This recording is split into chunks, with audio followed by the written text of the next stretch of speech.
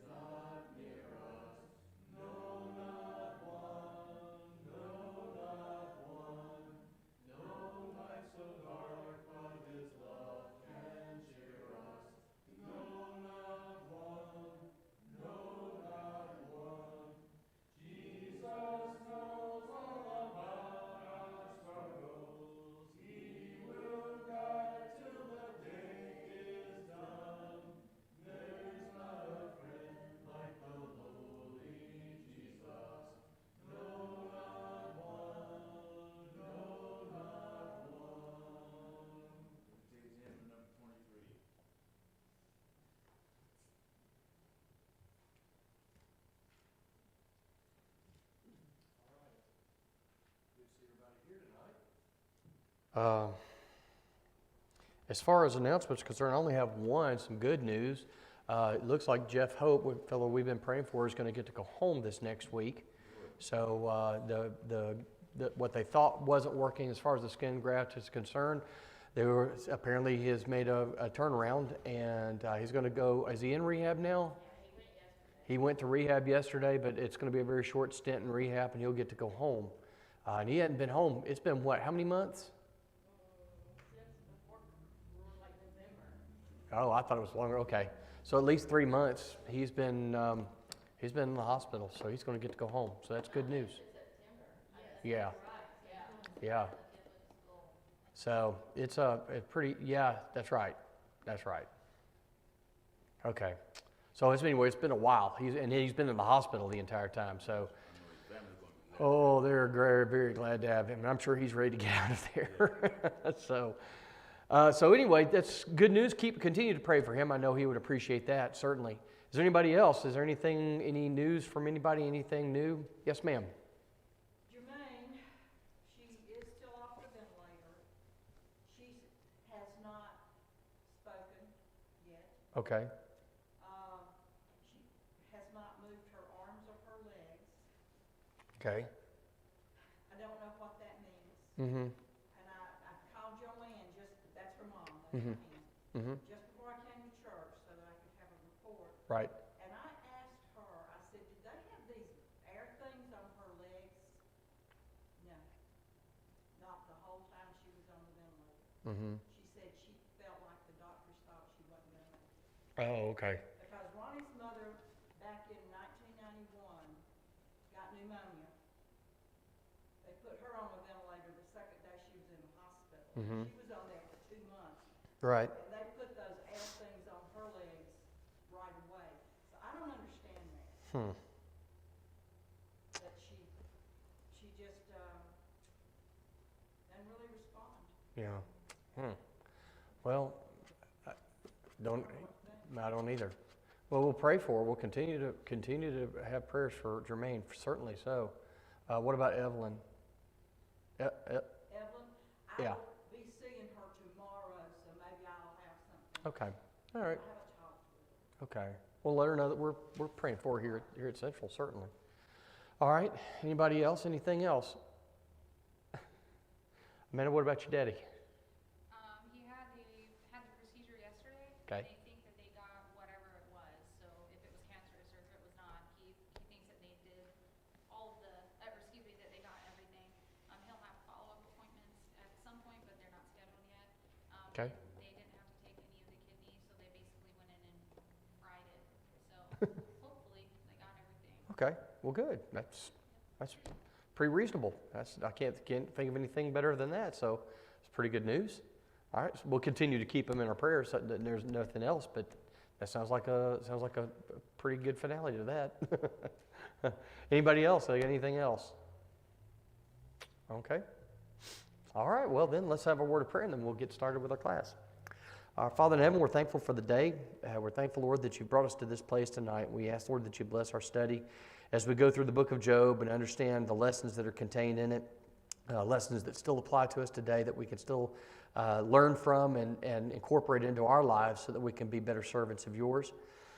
We're thankful, Lord, for the good news for many who are showing so much improvement. We ask, Lord, that you continue to bless them as they continue in their recuperation and recovery, whether it's at home or whether it's a nursing facility or whatever it might be. We ask, Lord, that you bless them as they continue to improve.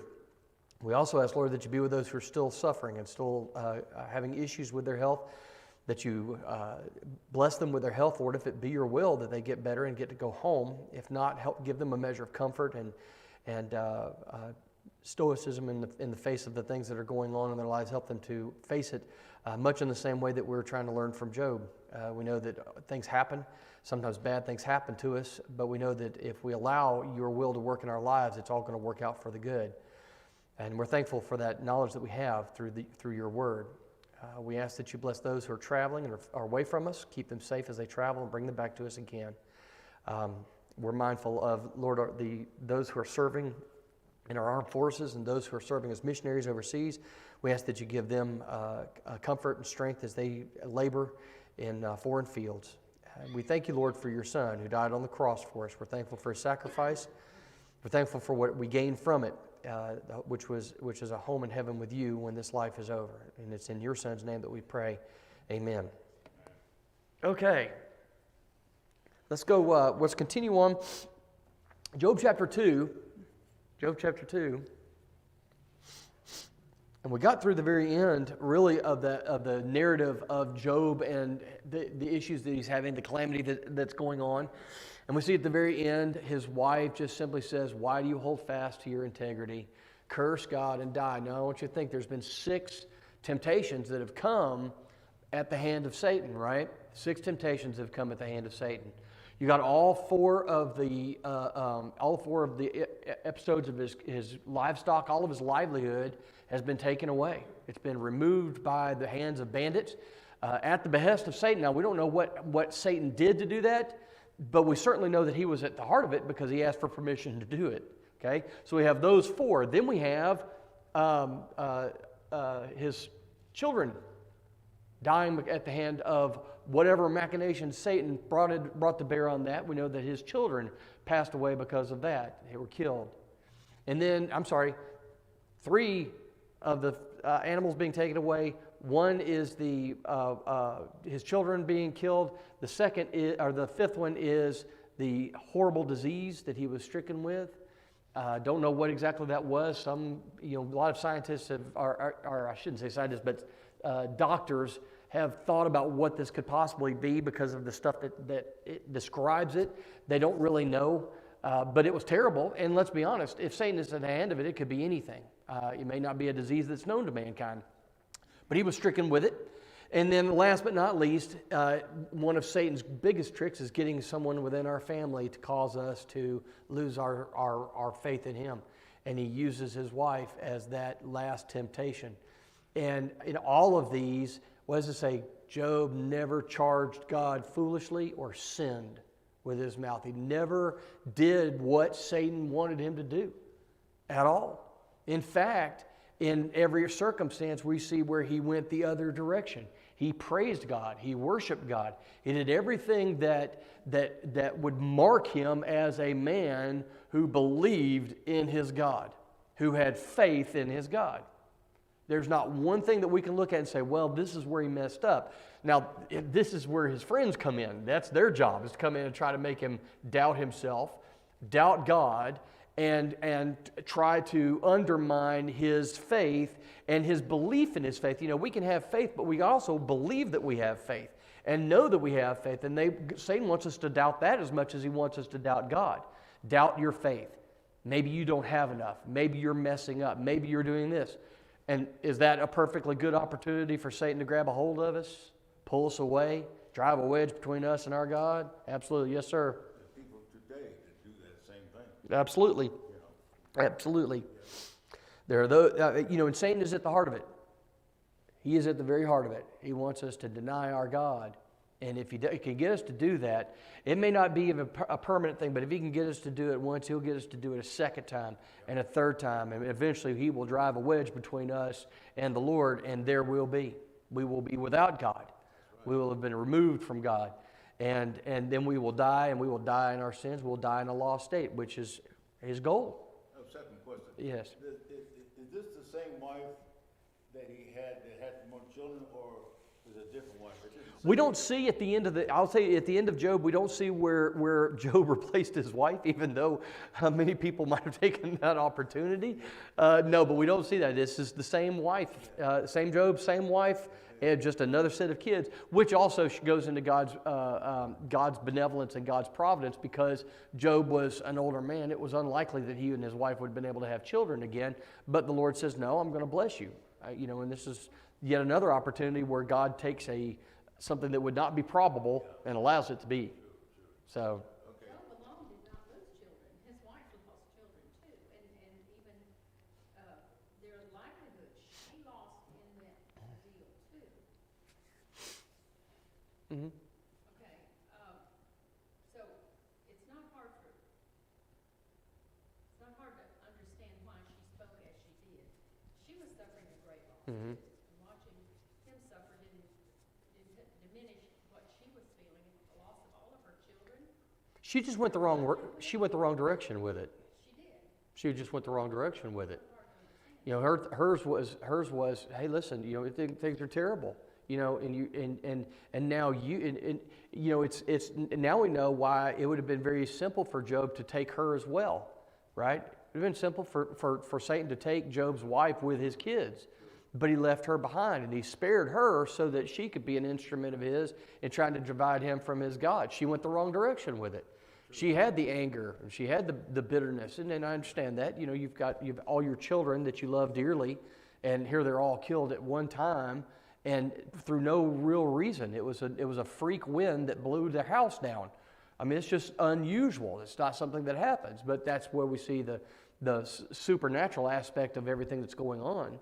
And unfortunately, instead of clinging to her integrity the way she should have, instead she went the other direction. And whether she wanted to see her husband, and in her mind she may have been thinking, well, listen, in this case, look at where you are. Wouldn't it be better to die? Curse God and die. If you curse him, he'll just go ahead and end your suffering. He'll end it, and you don't have to worry about it anymore.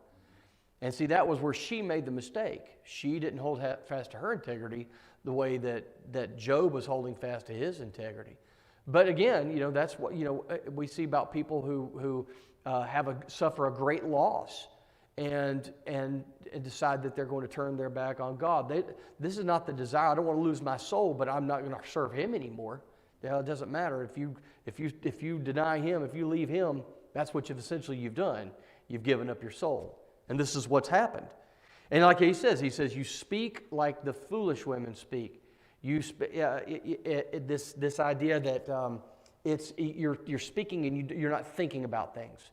You're not in your right mind to say the things that you're saying. This is foolish talk. This is foolish talk. And I like how he says, are we supposed to accept good but not bad? Is that all we can expect from God throughout our entire lives? Nothing but good. Nothing but physical possessions. Nothing but all of the blessings in life, but not have bad things enter our lives. If you look at it, now his are exaggerated, but at the end of the day, did Job have issues that were in his life? Did he have calamities come his way? Absolutely. The only difference is the extent of these. This is just a greater extent than it normally would. I mean, listen, if it wouldn't have been much of a lesson if they had come and just taken away all of his camels. You're like, I'll get more camels. But no. I'm going to take away your sheep. I'm going to take away everything else you got. Your donkeys, I'm going to take away everything else. And now I'm going to kill you. So it's just simply an exaggeration. But in the exaggeration, we get the lesson. He says, are we supposed to only accept good things from God, but not the bad things? Do I curse God simply because, for once in my life, I'm not getting, it's not perfect for me? No. I mean, we got to be careful that we don't look at it that way. Always look at it with the mind that, listen, even in the simplest of blessings, we receive more than most people get. We do. And to be happy with those. And when bad things happen, look at it as what can I learn from this? I don't believe that the devil is tempting God to do harm to me, but I have to look at it as there's going to be things happen in my life that I'm going to have to look at in a particular way if I'm going to get anything out of it. And I'm not going to go into that abyss of, well, I'll just deny my God. I'll just turn my back on God. I don't have the right to say that. No one does. But he asks her this question, and it's a rhetorical question. There's nothing, you can't answer that question in the negative, right? Should we accept good from God and not bad? You can't say no to that. You have to say yes. We can accept good and bad from God. And that's the way we should look at things, okay? So he says, in all this, Job did not sin with his lips. That's not saying that he cursed God in his mind but didn't say anything out loud, because that would have been the thing. No, it's the thought of man, what man thinketh proceeds from his mouth, right? So when he didn't sin with his lips, that means in his mind, even in his mind, he had set his mindset that God was still in the universe, God still sat on his throne, and he merely had to make sense out of what's going on. What's happening? As all of us do. When bad things happen, what do? Man, we ponder them, don't we? We ponder them. We have a loss, what do? We go home and we lay awake at night and we think about it, and we think about it, and we think about it, and we try to figure it out. A lot of times we'll doubt ourselves. What if I'd done this differently? When Heather's mom passed away not too long ago, we kept thinking about what could we have done differently that would have brought a different outcome. But at the end of the day, things happened about the way that they were going to happen. And all of our internalizing of all of that didn't make a bit of difference. It just happened the way that it happened. But that's the way that we are. Why? I mean, it's the big question, right? Why? Why her? Why me? Why? I got to notice that Piedmont Road has a big mission work in Florida, and I can't remember the name of the town. But it is dirt poor. I mean like poor. So they go down there and they help out. Well, last weekend there was a house fire, and two little girls perished in that house fire. And I think, what could possibly be the purpose behind that? What can I learn from something like that? And then after I sat on it and I thought about it for a little while, I thought of a lot of things that could happen because of something like that. What good could come from it? Trying to make sense of it. That's just what we do. And sometimes we think nothing can make sense. Job, and he's in his pondering on this, and we're going to see, by the way, we're going to get into a little bit of his first speech to his friends in just a couple of moments. But for a while, Job is just sitting there wondering, and he's thinking back, and I know I've not done anything that's worthy of this. Remember, this is still getting back to that idea that the loss and gain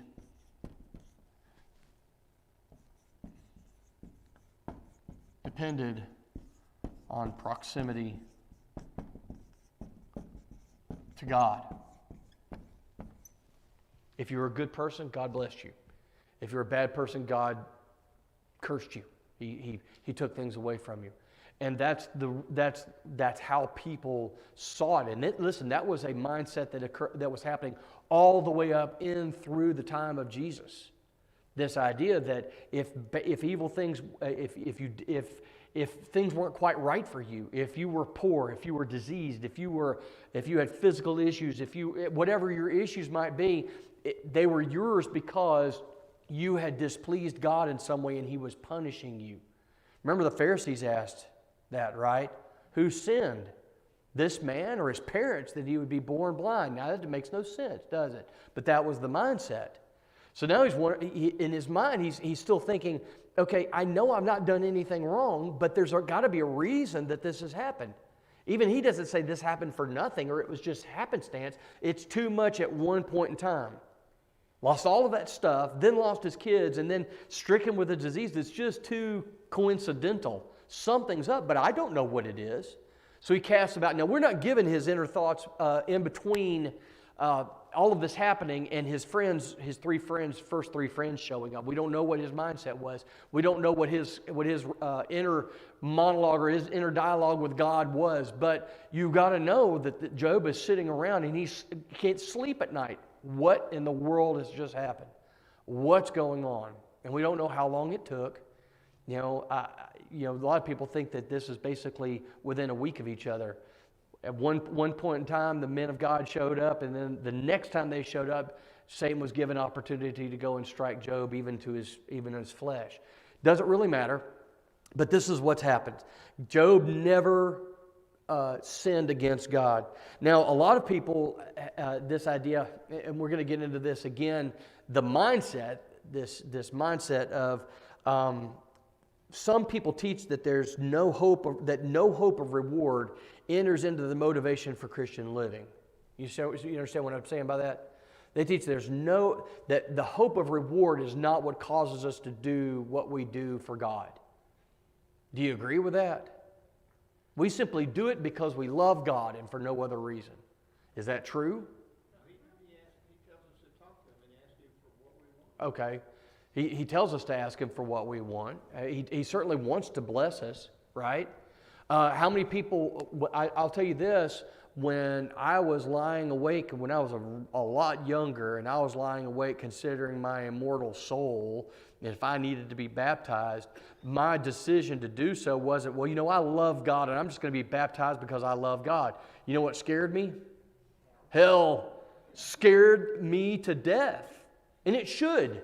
I mean, hell should scare us. You think about what it is, especially when you got those old-time preachers, and they would talk about, think about this as you lay awake at night, and consider the hell, and you get that. Now, I have no problem with that because it really does bring that idea about what it is to the forefront. And sometimes you do something. I became a Christian because I was scared to death of going to hell. And now my love for God came up out of that, certainly so, but boy, I was petrified of going to hell. So yeah, we do it out of reward. Sometimes we do what we do. Yeah, Kenny, go ahead.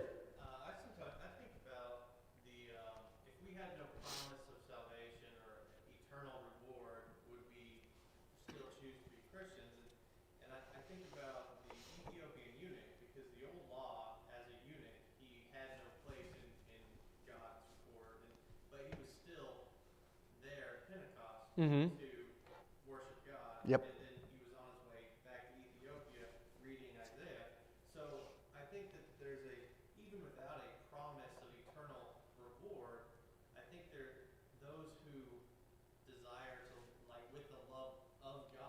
Would still serve him, and it's probably just like a different, depending on who's doing it. But I sometimes wonder that myself.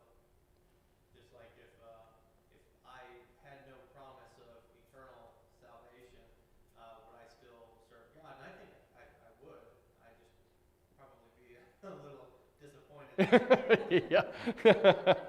Yeah, the reward wasn't quite what I was hoping it would be, but still, because He is God and because He has commanded us and He has that right to do so, we would do what He tells us to do, even if there wasn't an eternal reward of heaven. Certainly so. Just real quick, in Mark chapter 10, verse 29, Jesus talks about these things. If we're not looking at a reward, then it's interesting that Jesus notes in Mark 10, verse 29, he talks about those people who might be compelled to forsake. Well, now think about what He tells He's going to forsake. Houses and brethren and sisters and father or mother or children or lands for His name's sake. All right? So now, here's what you might have to forsake. But then, in the very same breath, He tells them in the world to come, there's going to be 100-fold now in this time, and in the world to come, eternal life. So even He talks about, hey, you might not be compelled to give up some stuff, but there is going to be a reward. Well, then why would you give up something if you didn't think that there was going to be something greater a little bit further on? So the idea of reward is certainly compatible with the Christian nature. The idea that, hey, listen, I'm doing what I'm doing not only because I love God, because I do, but also because He's told me that I'm going to get this, and I'm going to get this, and I'm going to get this, and I'm going to get this. There's nothing wrong with that. Why would God promise us something if He didn't want us to look forward to a reward? You do what I tell you to do, and I'm going to reward you. There's an inheritance laid up for you. There's an eternal or a crown of life in store for you. All of these things. So this idea that, well, we just do what we do because we love God and for no other reason. No, we do it because there is a promise of reward. And it kind of goes into the idea of Job. Why was he doing what he did? Well, he believed in his God. He had faith in his God. But God did reward him for his service. God rewarded him for his obedience and his faithfulness to his God. And there's nothing wrong with that being a part of our desire to do what it is we're going to do. Carolyn, you got something you want to say? I was going to say, I totally agree with you that I think that most of us do get baptized because we do not want to go to hell. Then we learn more about the rewards that Sure. we're going to have. Absolutely. So I really think you made a fantastic point. Listen, love for God is something that is learned. It's not something that's innate in us. But much like, let's be honest, our love for our parents. There are very few beings that we love instinctively. Our children are probably the only beings that we love instinctively. When we see that baby, we internally or even externally, we'll say, "I will do anything for you. I will lay down my life. I will do anything to protect you and to make sure that you're okay." But that's the only beings that we would do that for, isn't it? Did you have to learn to love your spouse? I should say, did you have to learn to love the person that became your spouse? Hopefully you didn't get married before that. But yeah, you had to learn to love them. At first it was just like a physical attraction. There was just something there. And then the relationship developed and the relationship blossomed. And then all of a sudden there was love. And then you decided, hey, this would be somebody that I want to spend the rest of my life with. But you didn't just instinctively walk over to that person and say, this is it. Of course not. That's just over-romanticized tripe. You just don't see that. Because even when that whole love at first sight, that sounds really good until all of a sudden this happens or this happens. The second date happens and you find out that they, whatever. So anyway, this idea that whatever Job's motives for serving God and even remaining faithful to God in spite of all this, right? It wasn't for nothing. Job probably had a little bit of a profit motive for doing some of the things that he did. And it would have been perfectly acceptable for him to say, listen, while God may have taken it away, if I remain true to Him, maybe He'll restore me. Maybe whatever thing I've done, maybe whatever separated us that's caused Him to withdraw His favor from me, maybe I can get back into His good graces and He'll bring me back. He'll bring me back to where I was before, if not that, maybe at least get me rid of this disease and maybe give me a little hovel somewhere, but I won't be sitting in the ashes scraping my skin because of this horrible disease, and I won't be stuck with nothing for the rest of my life. There's nothing wrong with that. We got to make sure that we don't paint Job with that broad brush of, well, he only did it for a profit, or he only did it because of his love for God. There's a good mixture in the two. And that's the way all of us are. I love my God, but I'm looking forward to the reward too. If I like what Kenny said. If the reward's not there, I'll serve Him, but I may not do it with as big a smile on my face. It'll be more of a repetitious type of thing, but I'll still do what He tells me to do. But boy, I'm looking forward to that big reward. If God did not expect us to be that way, He would never have offered a reward in the first place. What would be the point? Right. He didn't know that we would take hold of that. Yeah. All right. Okay, let's move on. All right. So now let's go to verse 11. So far he's not sinned. Now what's happening? Now he's sitting in ashes. I'll give you a little indication just in all my reading and my research. Typically in any town of any kind of size, there would be a place outside of town where the human waste would be carted out, or animals that might be living in the town, it would be carted out by people. It would be taken to this place and it would be burned. If you didn't, pretty soon you would have a pile of excrement as big as this building, if not bigger. That's just the way the cycle of life works. So they would take it out and then they would burn it. Usually about once a month they would burn it all. And what would happen is it would burn, and then it would settle down into ashes, and then they would bring back on and they would continue to pile on. It would burn, it would settle into ashes, and then you'd think, okay, well, what happens to the ashes? Well, the rains come. The rains come and they break it down, break it down. Pretty soon you've got this large mound, but it's almost the consistency of concrete. All right. This is where the less desirable people would be asked to go to when they were no longer fashionable in society. And you can imagine Job, having once been up here, now reduced to poverty, well, actually less than poverty. Now he has this horrible skin disease. Well, what happened to someone with a skin disease? Were they allowed to live in town with the proper folk? No. So where once he was a greatest among the men of the East, probably as the scriptures talk about, sat at the gate to the city, and where everybody would know him and would welcome him and would acknowledge him, and he would be asked to discuss things and to give advice. Where once he was there, now he has been forced to leave town. He's living out away from town where the ashes are. He was not in his home. Nowhere do we see where his home burned down and he would be sitting in the ashes. He was sitting in the ash heap of the town where they would burn dung. So Job has had a mighty fall. He is nowhere where he was before. And not only this, he is suffering from a disease that from what we can tell, there is, we don't know of a cure. We don't know what it was, but certainly it was a horrible thing. And as far as he knows, this is how he will live the rest of his life. But he always has hope in his God. Maybe God will bless me again. Maybe God will favor me again. Maybe whatever it is. And, if we think about God as a human being, he could even say, well, maybe he misunderstood something. Maybe he's under a false impression that I've abandoned him, or no. Okay, so this is where he is. His wife, it doesn't show where his wife's living with him. She's probably still in town, but he's in tatters. His whole life is in tatters.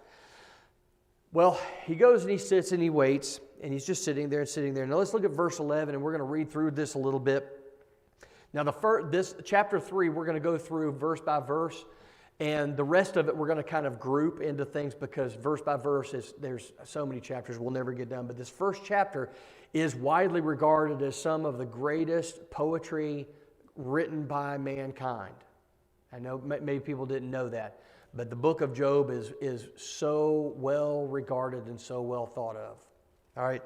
Now when Job's 3 friends heard of all this evil that was come upon him, they came every one from his own place. So even though he is where once he had a great reputation, now everybody knows to the lowly state that he's living in now. But even in spite of that, I don't want to throw rocks too much at these 3 guys. They genuinely care for their friend. All right, we certainly know that. They genuinely care for their friend, even though they have a false impression about God and Job's relationship with God. But they do care enough about him to come and sit with him and mourn with him, really. Okay? So Eliphaz the Temanite, and Bildad the Shuhite, and Zophar the Naamathite, and they made an appointment together to come and bemoan him and to comfort him. And when they lifted up their eyes afar off and knew him not. Now I want to look at this as a literal thing. When they look and they see him, he is not recognizable. That's what this version says. Yeah. They did not recognize him. He does not look like Job. He has boils all over his skin. His skin is turning black. He has been sitting in the ashes and he's been scraping himself. So he is an absolute, utter mess. They don't even recognize their friend. And look at what it says. And when they lifted up their eyes afar off and they knew him not, or did not recognize their friend, they lifted up their voice and wept. These are not people who are doing this this is not lip service. These are men that genuinely care for their friend. They mourn with him. And that's kind of a lesson for us, of course. When we have friends and they're going through things, we have an obligation to do what we can to lift them up. Now, they do a pretty poor job of this. They think they're doing the right thing, but they're not. But they genuinely care for their friend. So they lift up their voice and they wept, and they rent everyone his robe, and they sprinkled dust on their heads towards heaven. So they were taking the handfuls of dust, they were throwing it up, much in the same way that the calamity fell upon Job. This is their impression of it. They're putting themselves through Job's paces. We're going to suffer with you. Our clothes are torn. The dust is falling on our heads from heaven. And so they sat down with him upon the ground for 7 days and 7 nights, and no one spoke a word unto him, for they saw that his grief was very great. All right? So now let's look at this for just a couple of seconds, just a couple of things we want to look at. We see how they behaved. They suffered greatly with Job as he's suffering. Now, this little part about they sat down with him upon the ground for 7 days and 7 nights, in my opinion, my humble opinion, I believe that this is the amount of time that they spent with Job in total, not that they sat with him for 7 days and 7 nights and didn't say anything. But this time, the 7 days and 7 nights was the time that they spent with Job on the ground, talking with him, going back and forth with their prayers and with their utterances and with their imprecations and all of those things. This is the amount of time. But it says that they didn't speak a word unto him, and that this is a custom. And I don't think it's just peculiar to this particular culture. But in this culture, especially in the Jewish culture, if someone is bereaved and if someone is mourning something, it was courtesy, it was custom and courtesy that when you went to that person, you sat. And when that person was ready to initiate a conversation, that they had the obligation to start that communication. You didn't come in and shake, let me tell, I'm so sorry about what's happening. You have my sympathies, and it's all happened for the good. Sometimes, especially in our desire to do good, when we take the initiative, we might say something that probably is not the best. We think it is, because we've internalized, we've practiced that speech. Well, God is in control. Well, we know God's in control. Job knew God was in control. But that might not be what's most helpful for the person. All things work to good. Well, do they? Of course they do. Is that going to help the person that's bereaved over the loss of a loved one? Probably not so much. Sometimes people just want you to sit and wait, and when they're ready, they'll say something. And it's for us to just sit back and listen. Listen to what they have to say. Sometimes our ears need to get big. It's like with kindergarten kids. Our ears get big and our mouth gets very, very small. And this is exactly what they did. They came and they sat down, and no one said a word to him. They just sat. Don't know how long they sat, but they just sat. And they just waited.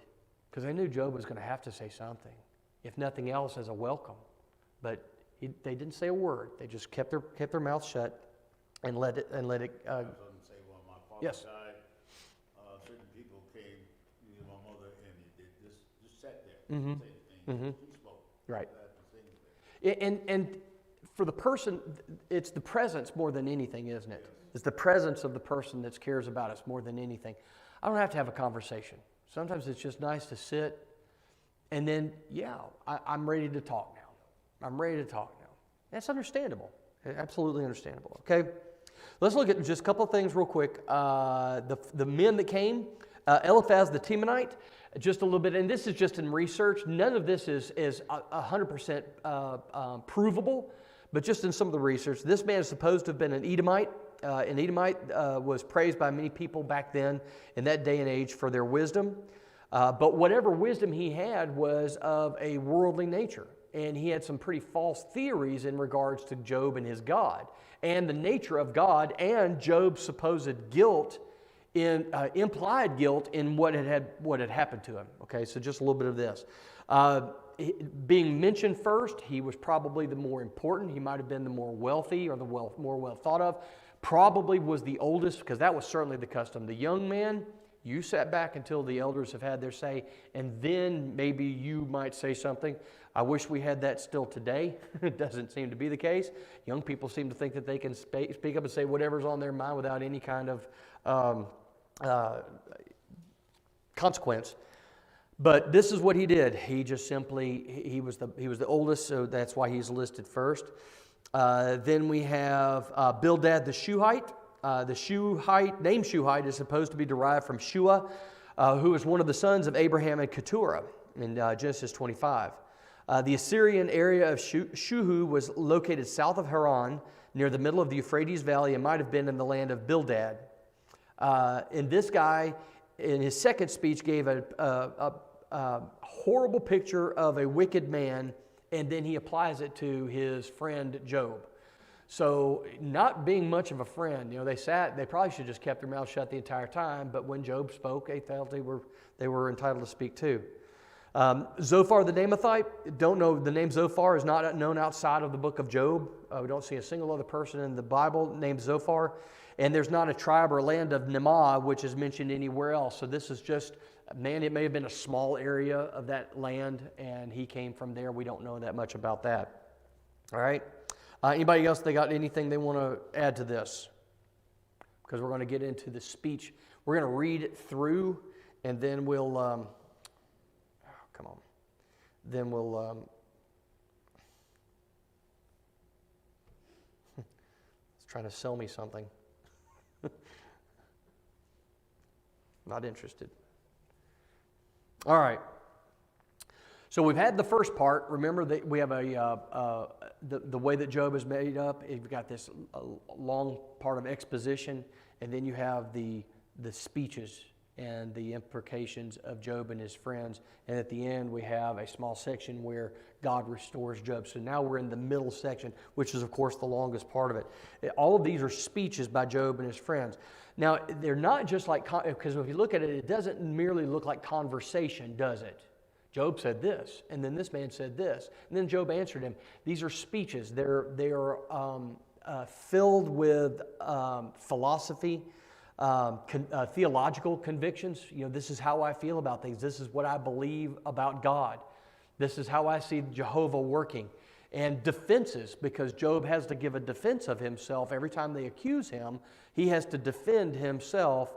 And in some cases, he turns back that accusation against his friends. All right.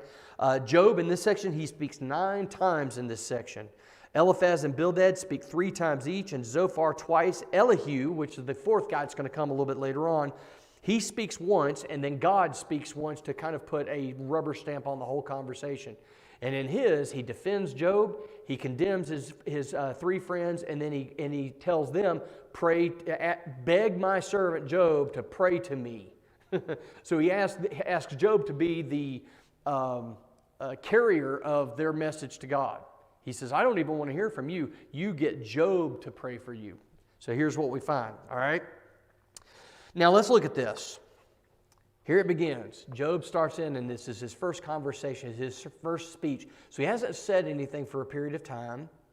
Matter of fact, we don't read of him saying anything until from this point, or at this point, from when he says, you speak like one of the foolish women speak. This is the first time we hear him speak. So what does he say?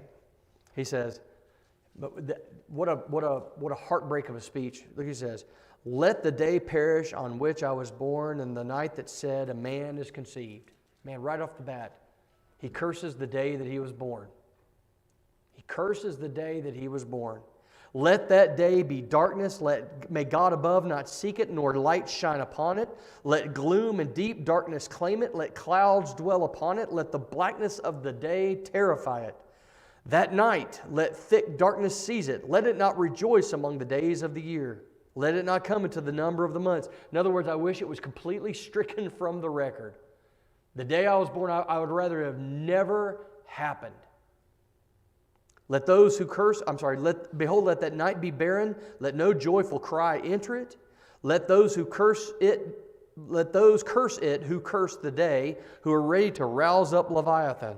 Let the stars of its dawn be dark. Let it hope for light, but have none, nor see the eyelids of the morning, because it did not shut the doors of my mother's womb, nor hide trouble from my eyes.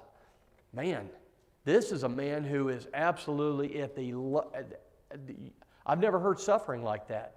I mean, and everything I've ever heard, this is terrible. I've heard people just cry and cry, I wish I had them back, or I wish this had happened. This is a man who curses the very day he was born, and speaks it, utters it, and he does it in such incredible language. I wish I'd never been born. As a matter of fact, I wish the day that I had been born had never happened. If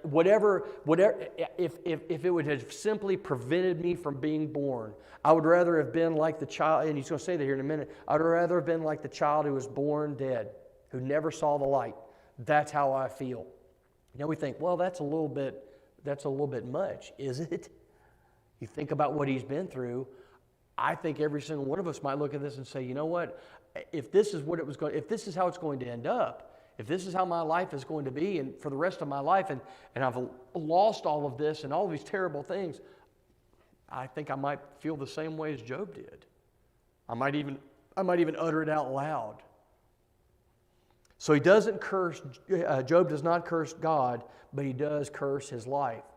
So it's probably one of the most poignant expressions of grief and sorrow that's ever been put to paper. That's what he says here. All right.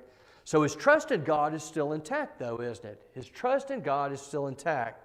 But it's overcast, right? Because he's overcast with doubt. Not his doubt in God, but his relationship with God. Why?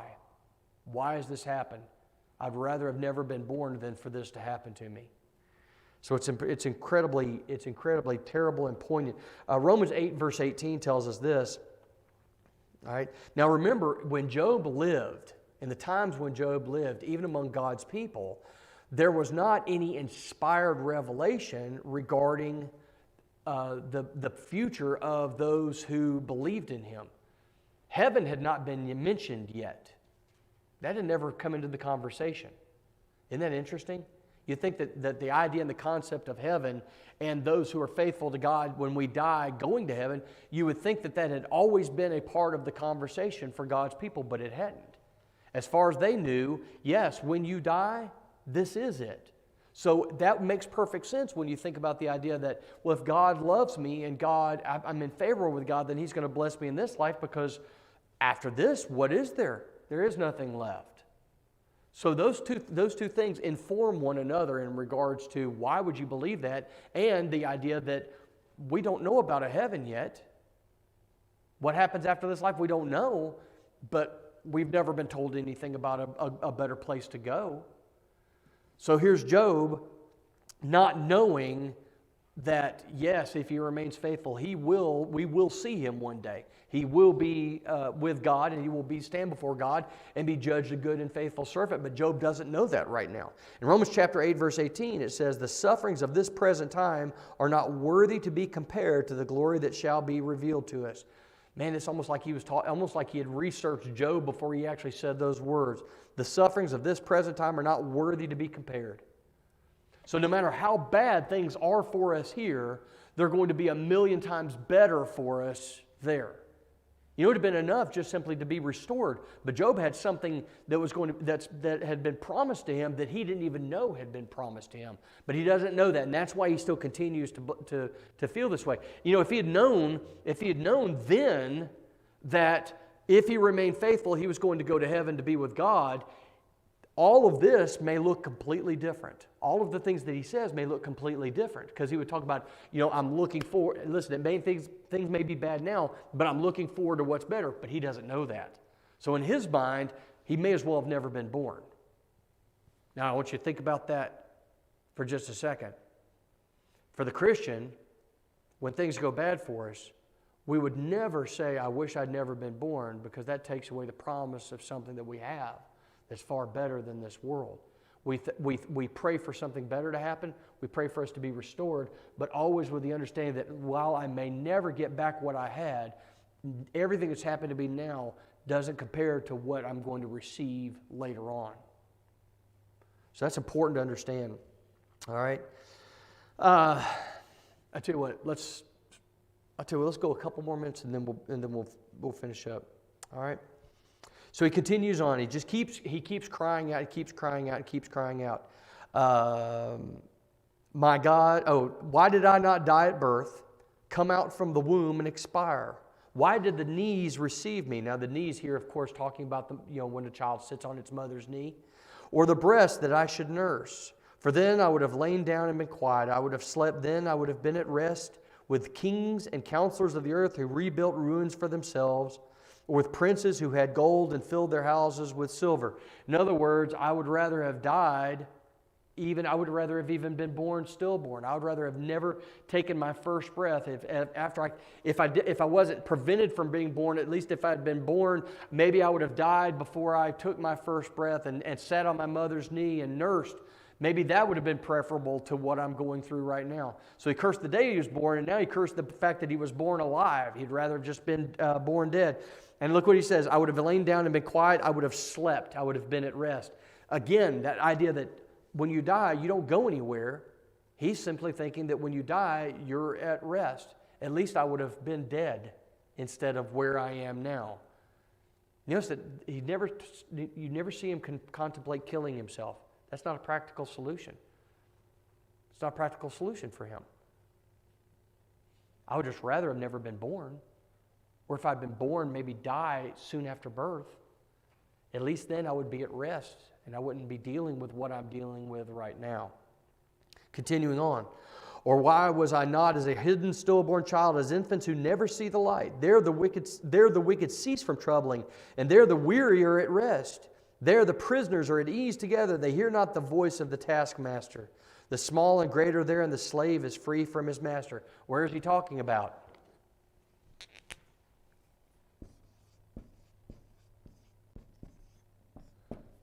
Death is preferable to suffering. And in Job's mind, it makes perfect sense. Makes perfect sense. I don't know of anything else. So the only thing I've got is to live in misery or to be at rest in death. Not knowing that in death you're not at rest. You know what's happening and you are alive and you are active in a certain way. But that's not how he views death. It's preferable to where he is. All right, and then you go. The fellow that I've been studying some of his material for this. Compare that to what Jesus says in Matthew 27, verse 46. What does he say? Matthew 27, verse 46. Jesus asks a question. About the ninth hour, Jesus cried out with a loud voice, saying, Eli, Eli, lama sabachthani, that is, my God, why have you forsaken me? Okay, so Jesus on that cross, being forsaken, there was no one there. There was no one there for him. Says, my God, why have you forsaken me? Essentially, that's what Job, right? Jesus asked that, and there's no answer, right? Because God had turned his back. God had turned his face away. All right? So now Job is asking this basically the same question, why have you forsaken me? But right now, there's no answer. Remember, God has not spoken to Job yet. God's waiting to see what's going to happen. He's watching the proceedings, but he has not spoken to Job yet. So Job's crying out, why have you forsaken me? Why? But there's no answer. Now before, God spoke to Job. He told him what to do, right? He told him how to do things. Right now, there's nothing. He's not hearing a word from the Almighty, the one that he served, which you think Satan is going to take that as an opportunity to tempt him? Absolutely. So it makes his holding of his integrity even more impressive. That not only has all of this happened and he maintained his integrity, not only has his children died, he maintained his integrity, not only is he suffering with physical ailment, he's maintained his integrity, but now the God that he served won't tell him what's going on. So you think Satan's thinking, well, you know what, man, maybe this will get him. But it doesn't, because he never yet charges God with sin. All right? So let's continue on and then we'll finish this up. Why is light given to him who is in misery, and life to the bitter in soul, who long for death, but it comes not, and dig for it more than for hidden treasures, who rejoice exceedingly, are glad when they find the grave? You ever know anybody like that? They're just ready to go. They're ready to die. It could be an older person, maybe someone who's just been around a long time. Their body is given out, and they're ready to go. They're ready to go home. They're ready to see their spouse. They're ready to be at rest for all of their labors. The servant of God, and we understand that. And you know what? When people talk like that, we hold their hands, and say, you know what? We're ready for you. It's time. It's time, and we're here for you. And we're going to sit with you until that happens. Then you have the person who is sick. They're just sick, or they're having a hard time with their health, and they say, you know what, at this point I would rather just go on. I've seen people say that and then end up being, taken out of that illness. But while they're sick and it's hurting and they're in pain and they would rather die, we can understand that. This is where Job is. I'd rather just be dead. Why is light given to a man whose way is hidden, whom God has hedged in? For my sighing comes instead of my bread, and my groanings are poured out like water. For the thing that I fear comes upon me, and what I dread befalls me. I am not at ease, or am I quiet. I have no rest, but trouble comes. So Job longs for the ending of all of his misery. He wants to die and be shed of all this misery, but he doesn't say anything about taking his own life. He just simply wants to. He wants to die, but he is not willing to curse God so that happens to him. That's how much that again shows his integrity, because he could curse God and die, but he still won't do that. Even though he wants to die, he still holds fast to his integrity, will not blame God. So, can't get any worse, right? Until chapter 4, when Eliphaz opens his mouth and proceeds to sock old Job right in the gut, because that's essentially what he does. He says some things that you think if these are Job's friends, he doesn't need any enemies. Well, they are called miserable comforters. They are miserable comforters. I've seen people like that. I've met people like that. They're just not good at helping you deal with stuff. They're just not good at it. Whether it's just incompetence or malice, I don't know. But they are poor comforters. And it's not until Elihu comes into the picture and basically lets those three men have it, being the youngest, and he still comes in and he says, "You people, you're terrible." And they are. All right, next week we're going to talk about chapter 4. And again, we're not going to read through. I wanted to do this because this, like I said, if you take all that verse together and you look at that as a piece of poetry, it is just it's heartbreaking. I mean, this is a man who's just in the worst. And again, he's stricken and he's afflicted and he's done no wrong to deserve it. And that's a lot of people will compare him. They'll say he is a type of Christ, and I understand that. A type of Christ, not the Christ. He's a type of Christ. So I understand that completely. I can see that point. But we're going to start doing it from this point on. As they speak, we're going to show the general theme. In this portion, he's doing this. In this portion, he's doing this. So don't think we're going to read through every single verse of Job, or we'll be here for the next 3 years going through Job. I won't do that to you. Anybody got anything they want to add? Yeah. I like that you brought up that, like, he didn't even consider, suicide or ending life or whatever. That wasn't even something that we know of anyway that he thought about. And it makes me think about society today. I know over in the Netherlands and in Belgium, they have assisted suicide. That are legal. And not only that, but like children now are allowed to ask for it. And you think if they had the same mindset or understood what their purpose was or what they were saying, that they would reconsider. Like, if there was ever a man who, by worldly standards, could have ended his life for a quote-unquote good reason, Yeah. it would have been Job. Yeah. So, If anybody had justification for ending their life, it would be Job. If anybody ever had justification, I certainly would. And even his wife says, "Look, you're miserable. Curse God and die. You want to be dead anyway. Just curse God, and He'll take your life from you." And Job says, "No. Even though I want to die, I'm not going to do. I'll do a lot of things, but I will not do that." So his integrity remained intact.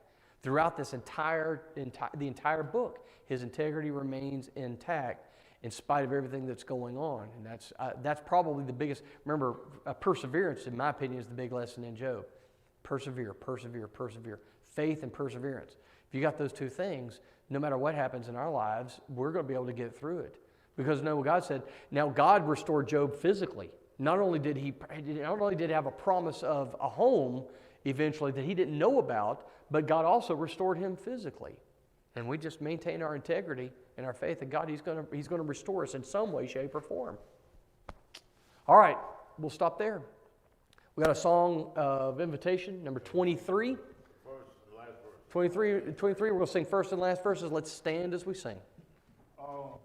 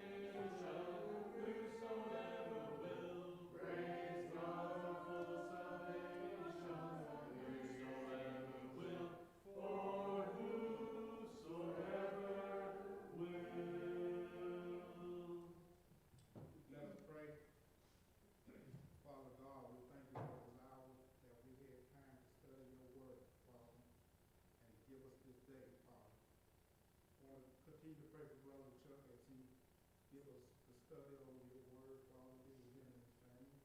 Continue to pray for this congregation.